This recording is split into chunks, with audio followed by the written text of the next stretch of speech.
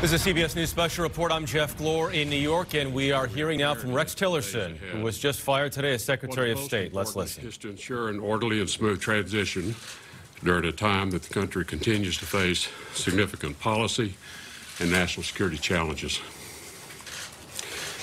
As such, effective at the end of the day, I'm delegating all responsibilities of the Office of the Secretary to Deputy Secretary of State Sullivan. My commission as Secretary of State will terminate at midnight, March the 31st.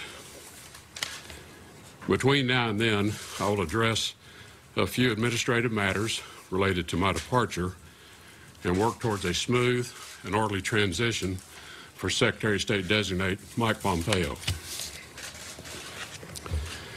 I'm encouraging my policy planning team and undersecretaries and assistant secretaries, those confirmed, as well as those in acting positions, to remain at their post and continue our mission at the State Department and working with the interagency process. I will be meeting members of my front office team and policy planning later today to thank them for their service. They have been extraordinarily dedicated to our mission, which includes promoting values that I view as being very important. So the safety and security of our State Department personnel, accountability, which means treating each other with honesty and integrity, and respect for one another. Most recently, in particular, to address challenges of sexual harassment within the department.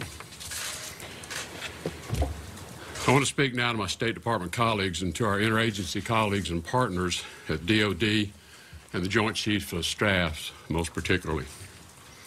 To my Foreign Service officers and civil service colleagues, we all took the same oath of office.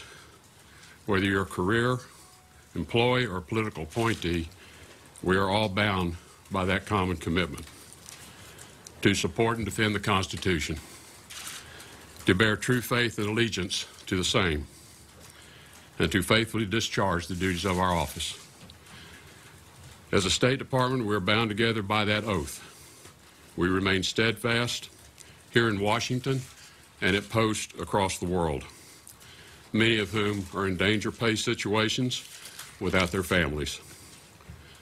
The world needs selfless leaders like these, ready to work with long-standing allies, new emerging partners and allies, who now, many are struggling as democracies, and in some cases are dealing with human tragedy, crisis of natural disasters, literally crawling themselves out of those circumstances. These are experiences that no lecture hall in an academic environment or at a think tank can teach you. Only by people going to the front lines to serve can they develop this kind of talent. To the men and women in uniform, I'm told for the first time in most people's memory, the Department of State and Department of Defense have a close working relationship where we all agree the U.S. leadership starts with diplomacy. The men and women in uniform at the Department of Defense, under the leadership of Secretary Mattis and General Dunford, protect us as Americans and our way of life daily, at home and abroad. As an all-volunteer military, they do it for love of country, they do it for you, and they do it for me, and for no other reason. As Americans, we are all eternally grateful to each of them, and we honor their sacrifices. The rewarding part of having leadership and partnerships in place is that you can actually get some things done. And I want to give recognition to the State Department and our partners for a few of their accomplishments under this administration. First, working with allies, we exceeded the expectations of almost everyone with the DPRK maximum pressure campaign.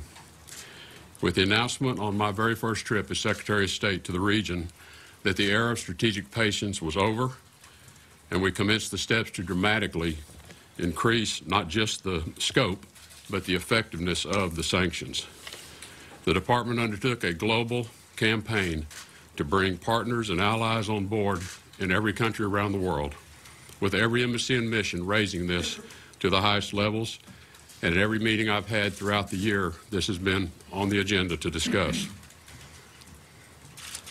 The adoption of the South Asia strategy with a conditions-based military plan as the tool to compel the Taliban to reconciliation and peace talks with the Afghan government finally equipped our military planners with a strategy which they can execute as opposed to a succession of 16 one-year strategies. This clear military commitment attracted the support of allies broadly and equipped our diplomats with a whole new level of certainty around how to prepare for the peace talks and achieve the final objectives. In other areas, while progress has been made, much work remains. In Syria, we did achieve important ceasefires and stabilizations, which we know has saved thousands of lives. There's more to be done in Syria, particularly with respect to achieving the peace, as well as stabilizing Iraq and seeing a healthy government installed, and more broadly in the entire global campaign to defeat ISIS. Nothing is possible without allies and partners, though. Much work remains to establish a clear view of the nature of our future relationship with China. How shall we deal with one another over the next 50 years and ensure a period of prosperity for all of our peoples, free of conflict between two very powerful nations? And much work remains to respond to the troubling behavior and actions on the part of the Russian government. Russia must assess carefully as to how its actions are in the best interest of the Russian people and of the world more broadly. Continuing on their current trajectory is likely to lead to greater isolation on their part, a situation which is not in anyone's interest. So to my colleagues in the State Department and the interagency, much remains to be done to achieve our mission on behalf of the American people, with allies and with partners. I close by thanking all for the privilege of serving beside you for the last 14 months. Importantly, to the 300+ million Americans, thank you for your devotion to a free and open society, to acts of kindness towards one another, to honesty and the quiet hard work that you do every day to support this government with your tax dollars.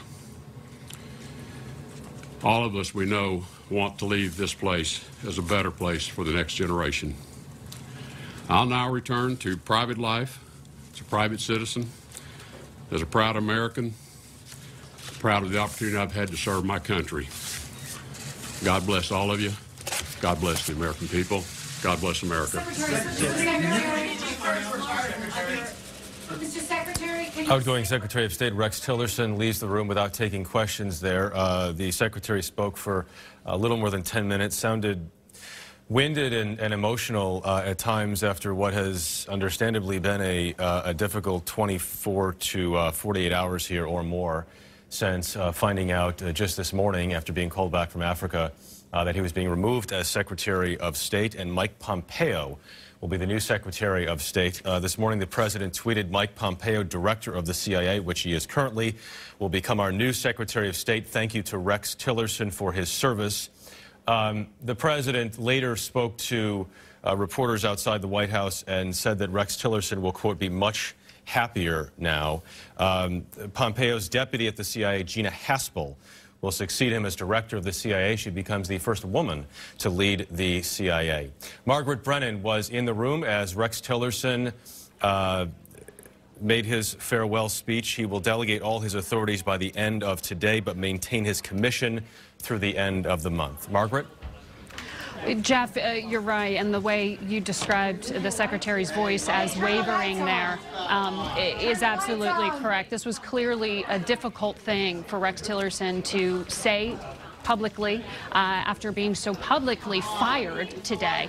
It has been no secret that he and the president have had policy disagreements over the past year or more that he has served, but the Secretary of State has been, as he describes himself, a Boy Scout sort of throughout all of that. He hasn't aired a lot of those grievances, though the White House has made it clear that they have been frustrated with his disagreements. Today, the president pointed to a disagreement over Iran and what to do with that nuclear deal as one of of the chief things that he saw as putting him at odds with his Secretary of State. But for Rex Tillerson, as he moves into that private life, it's been a tremendous year. I mean, he left the business world running one of the largest energy giants on the planet with deep relationships he had with foreign leaders. There's been a lot of criticism of the way he ran the building I'm standing in, the State Department, but he at least had those relationships.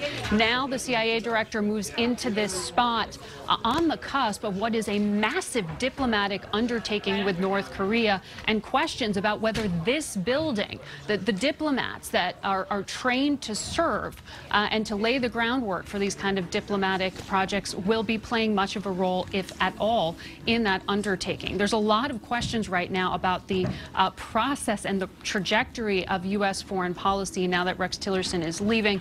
Mike Pompeo will be stepping into this role, as you said.